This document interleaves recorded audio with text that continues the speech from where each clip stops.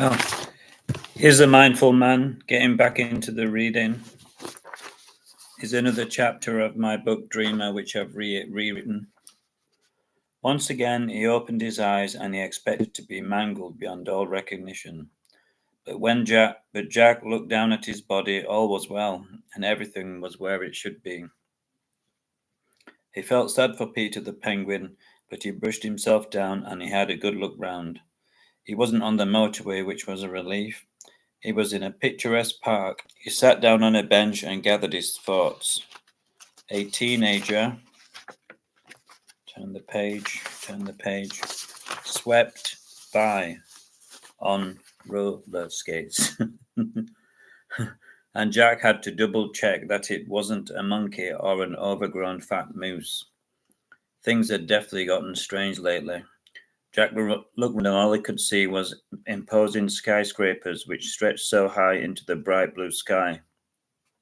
He was amazed that anyone would want to live so high above the ground. It must be frightening, he thought. He saw one extremely tall building that he recognized from the movies. It was the Empire State Building, and he realized that he must be in New York City. He was amazed. The last time he'd seen that building was on the TV where an ape had been perched, swinging wildly at the helicopters as they mercilessly shot at him without any restraint. Jack decided to wander around as the sun was shining and he wanted to forget the previous episode. So he grabbed a milkshake and he felt his energy returning with every suck of the straw.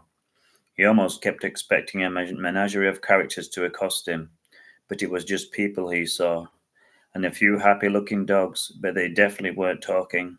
They were just getting on with their doggy lives.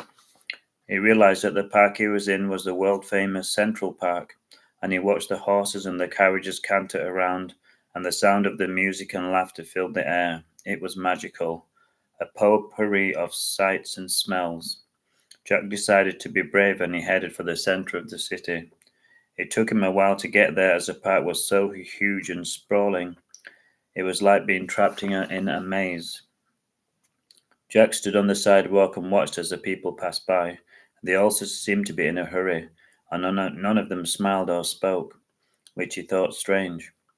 It reminded him of a shoal of fish moving through the bottom of the ocean, all different colors and sizes but heading in the same way. The streets seemed to stretch forever, and he had no ideas where he was heading, so he decided to jump on a subway train and observe all of the colorful characters.